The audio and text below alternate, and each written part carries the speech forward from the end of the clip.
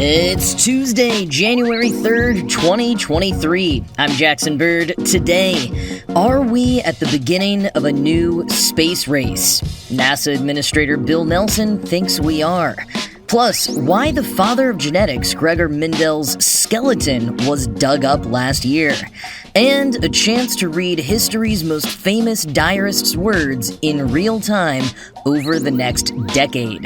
Here's some cool stuff for your ride home. NASA Administrator Bill Nelson made headlines over the weekend for stating in an interview with Politico that the U.S. is now in a space race with China. He told the publication, quote, "It's a fact. We're in a space race.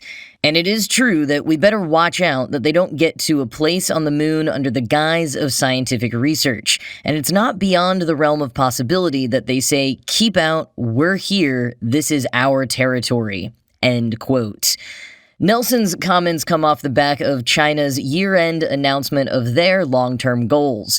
Those goals, presented by the nation's main space contractor, the China Aerospace Science and Technology Corporation, or CASC, include a crewed lunar landing by 2030, developing lunar transportation, space infrastructure, and a space governance system.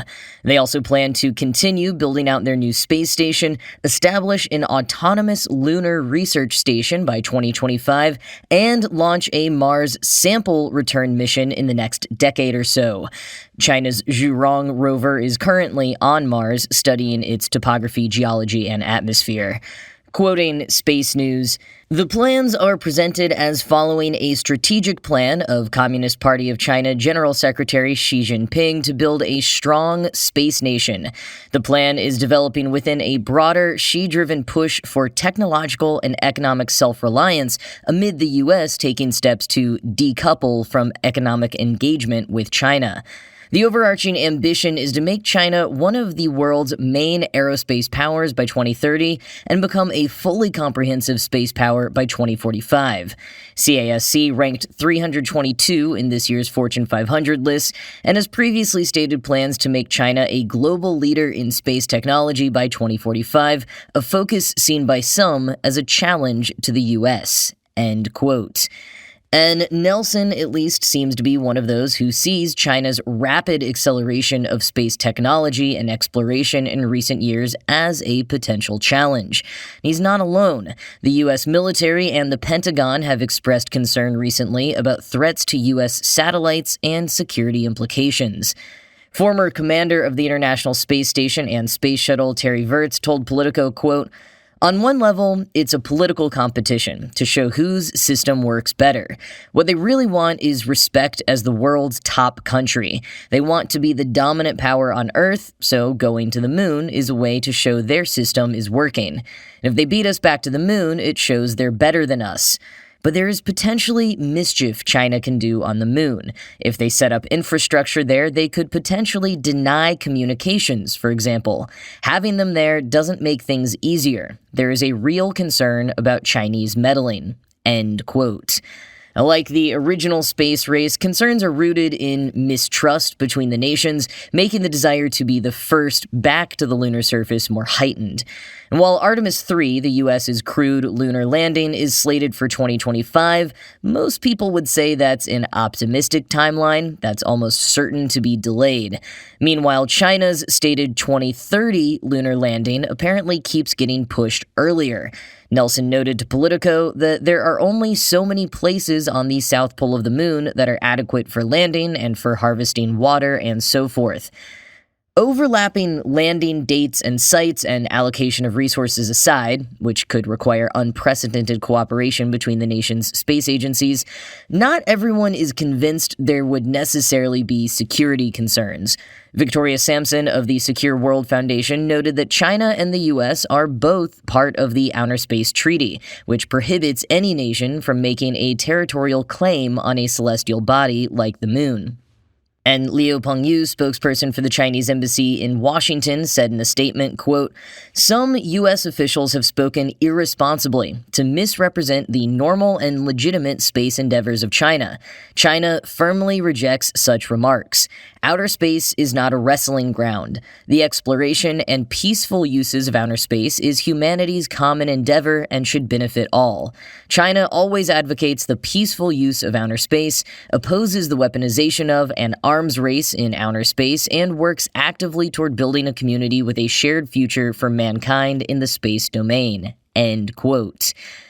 Meanwhile, the U.S. Congress just approved a $24.5 billion budget for NASA's fiscal year 2023, $500 million less than President Biden requested, but still a 5% increase over last year, and more than adequate for the Artemis program, according to Nelson. His concerns for getting Artemis 3 launched in time currently come down to two major points: spacesuits from Axiom and SpaceX's human landing system. If those companies continue to hit their milestones, Nelson thinks we should stay on the 2025 timeline for Artemis 3. But meanwhile, SpaceX may have to ferry some International Space Station crew members home after a Russian capsule sprang a coolant leak while docked to the ISS. The Soyuz MS-22 spacecraft brought 2 cosmonauts and 1 U.S. astronaut to the ISS in September, and like the SpaceX Crew Dragon capsule that brought 2 astronauts, a cosmonaut, and a Japanese astronaut to the ISS in October, the Soyuz capsule has remained docked at the ISS and is, in addition to returning some of the crew to Earth in the coming weeks, meant to serve as a lifeboat in the case of an emergency evacuation, so its current leak is doubly concerning. Now, while the cause of the leak continues to be investigated, NASA stated that they have reached out to SpaceX about the capabilities of the Crew Dragon capsule to return additional crew members, or if the company could launch an empty capsule for the crew's rescue. Sending an additional Soyuz craft is also a possibility, but it's clear NASA is investigating non-Soyuz options in case the leak was caused by a hardware malfunction that could be replicated in another Soyuz craft. Now, the leak also could simply have been caused by space debris or a micrometeoroid strike from a recent meteor shower. As a reminder, the ISS is scheduled to be decommissioned in January 2031, and Russia, particularly since their invasion of Ukraine last year, has discussed pulling out of the international cooperation as early as 2024. Russia has also said that they'd like to send cosmonauts to China's new Tiangong space station, but international relations aside, that would be a technically tricky feat. Quoting an article from Space.com last summer, Russia's cosmodromes are located at a higher latitude than can easily reach the Chinese space station. The station's orbital inclination takes it as high as 41.5 degrees north and south of the equator, optimized to launches from Jiuquan. Space reporter Anatoly Zak reported that Russia even approached China to suggest it make the orbital inclination of the CSS higher to allow Russian involvement in the project. Currently, Soyuz launches to the CSS would need to perform a dogleg maneuver to get into the right inclination, which would require too much extra fuel, or to launch over and potentially drop spent stages on Chinese territory. A new launch vehicle could also be the answer. The other option being considered is launching crewed Soyuz spacecraft from the European Space Agency's launch center at Kourou, French Guiana, near the equator. And that path would require modifications to the launch complex to facilitate human spaceflight missions. Soyuz rockets already launch from this site, but only carrying robotic satellites. End quote. So, whether or not we are truly entering a new space race, as NASA Administrator Bill Nelson says, the rest of the 20s are certain to be a crowded and transformative period of time for space exploration.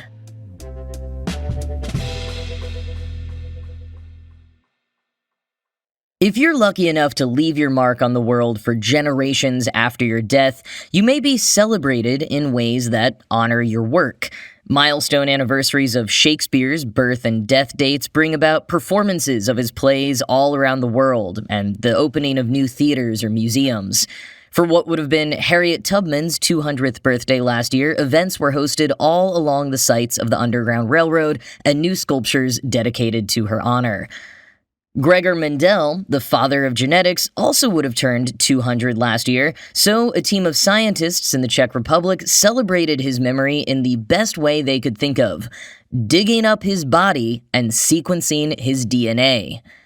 Now, while someone like Shakespeare would be apoplectic at the digging up of his bones, Mendel would genuinely probably have been thrilled at this advanced application of the scientific breakthrough he pioneered. In fact, one of the researchers who undertook the project told NPR that Mendel specifically requested an extensive autopsy be done after his death, saying, quote, "He wasn't against research on his own body," end quote. Mendel was an Augustinian friar, scientist, and mathematician whose work analyzing patterns of inheritance in pea plants laid the groundwork for modern genetics, though the far-reaching implications of his work would never be known to him. Though his work was considered important in his own time, the significance wasn't realized until 3 decades after his death. Mendel worked mostly in Brno in the Czech Republic, and with the bicentennial of his birth on the horizon last year, locals wondered how they could honor him. According to NPR, some early ideas included a festival, a scientific conference, or a statue, but then the director of the Brno Observatory and Planetarium wondered if Mendel, the father of genetics, had ever had his own genes tested. After scientists at the local university did some research into genetic analyses of historical persons that have been done before, and got permission from the Augustinians, the religious order Mendel belonged to and whose tomb his body was thought to be in, the project was on. The first order of business was verifying which body in the tomb was actually his. The tomb with his name also contained the names of 3 of his Augustinian brothers, and to the researchers' surprise, when they excavated it, they actually found 5 coffins.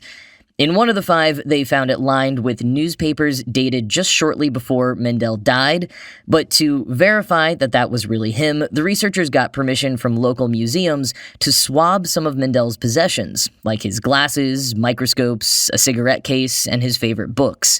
They then compared the DNA from those items to that of the skeleton to confirm they had the right friar. You can actually see video of the skeleton, along with an assertion that the scientist had an extraordinarily large brain, in a tweet from last fall from a local news station, link in the show notes, and quoting NPR, "Sequencing his DNA revealed genetic variants linked to diabetes, heart problems, and kidney disease. The variant that most intrigued plant geneticist and Mendel biographer Daniel Fairbanks was in a gene that has been associated with epilepsy and neurological issues."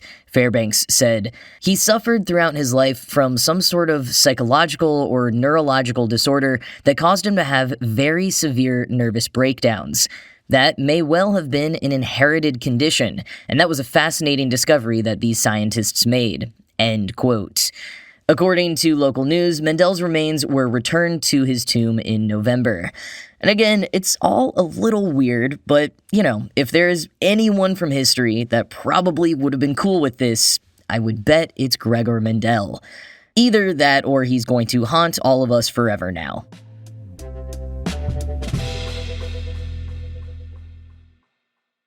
Several times last year, I mentioned the email newsletter project Dracula Daily, which sent out parts of Bram Stoker's landmark novel corresponding with the date that each section of the epistolary novel was marked. So the book itself begins on May 3rd, and so subscribers got the complete unabridged text of everything from May 3rd in the story on that day, and so on until the novel's final entry on November 7th.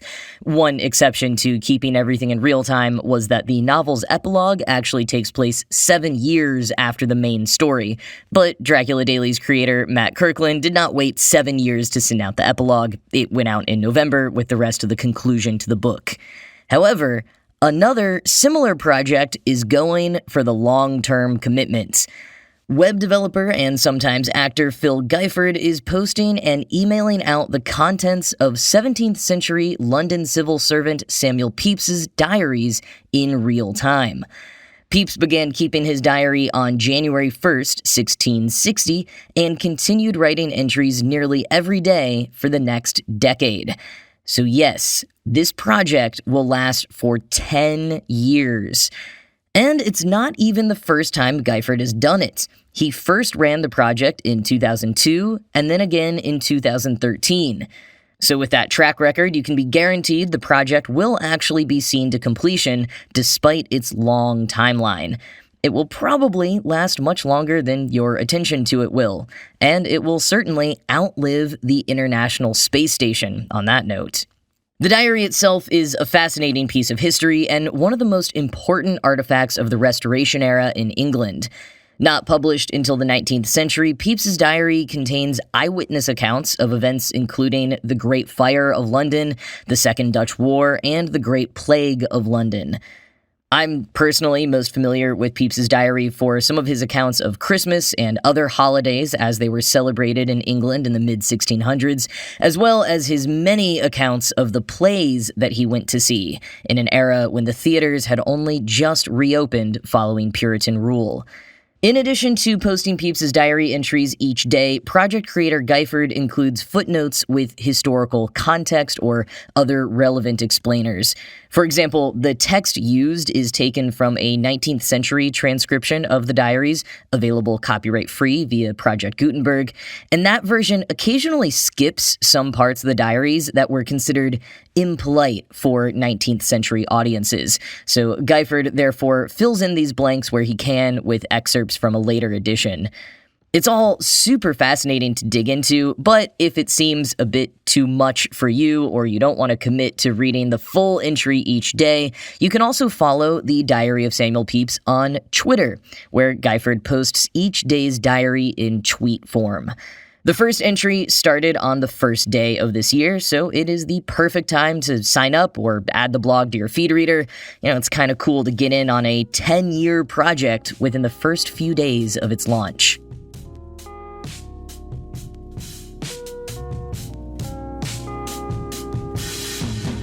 Well, that is going to be it from me for today. I hope you have all had a very good start to the new year. As always, this show was produced by Ride Home Media. I'm Jackson Bird, and I'll talk to you again tomorrow.